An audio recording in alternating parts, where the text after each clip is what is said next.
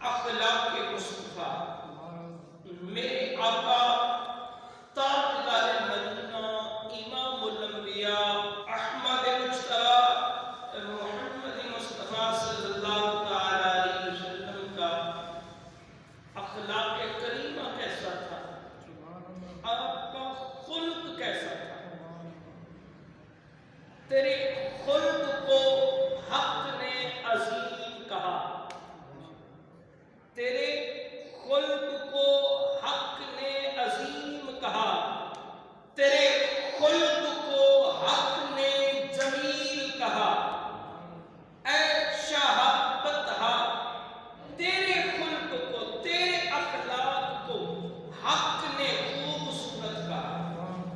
جو آیت مبارکہ پڑھی اسی کا ترجمہ وَإِنَّكَ لَعَلَىٰ خُلُقٍ عَظِيمٍ، یقیناً آپ اعلیٰ اخلاق پر فائز تھے۔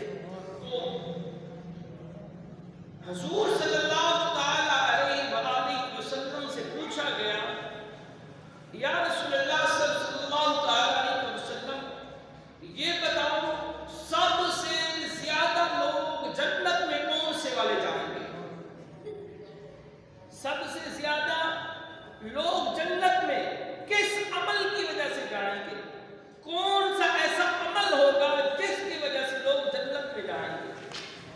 میرے آقا صلی اللہ تعالی علیہ وسلم نے فرمایا اللہ سے ایک ڈرتا ہوگا بندہ، دوسرا وہ جس کے اخلاق اچھے، جس کے اخلاق اعلیٰ ہے، عظیم اخلاق ہے، اخلاق کا بڑا پیارا ہے۔ پھر صحابہ نے سوال کیا تھا یہ بتاؤ جہنم میں کون سا عمل لے کے جائے گا؟ حضور صلی اللہ علیہ وسلم نے فرمایا جہنم میں لے جانے والا عمل یہ ہے، ایک تو بندہ اپنے منہ میں اور شرمگاہوں میں حرام چیز ڈالے گا۔ کس کے اندر؟ منہ کے اندر اور شرمگاہوں کے اندر۔ میرے آقا صلی اللہ علیہ وسلم نے فرمایا کہ وہ حرام چیزیں ڈالے گا، اللہ کریم اس عمل کے سبب اس کو جہنم میں ڈال دے گا۔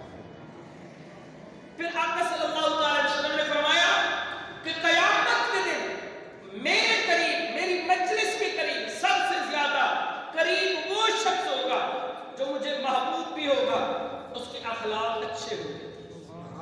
قیامت کے دن میرے قریب ہوگا، قیامت کے دن، آخرت کے دن میرے قریب تر ہوگا۔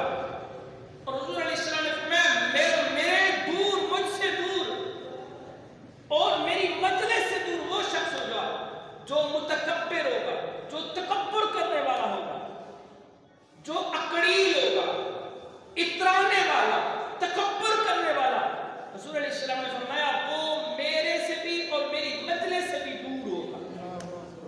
نہ میں اس کو پسند کرتا ہوں، نہ میرا رب اس کو پسند کرتا ہے۔ کس کو؟ متکبر شخص کو، جو تکبر کرنے والا ہے، جو اترانے والا ہے، جو مال پہ تکبر کرتا ہے، جو دولت پہ تکبر کرتا ہے، جو اپنے حسن پہ تکبر کرتا ہے۔ تو اللہ کریم کے حبیب علیہ السلام نے فرمایا وہ شخص قیامت کے دن مجھ سے بھی اور میری مجلس سے بھی دور ہوگا۔ وہ کون ہوگا؟ وہ متکبر ہوگا، تکبر کرنے والا ہوگا۔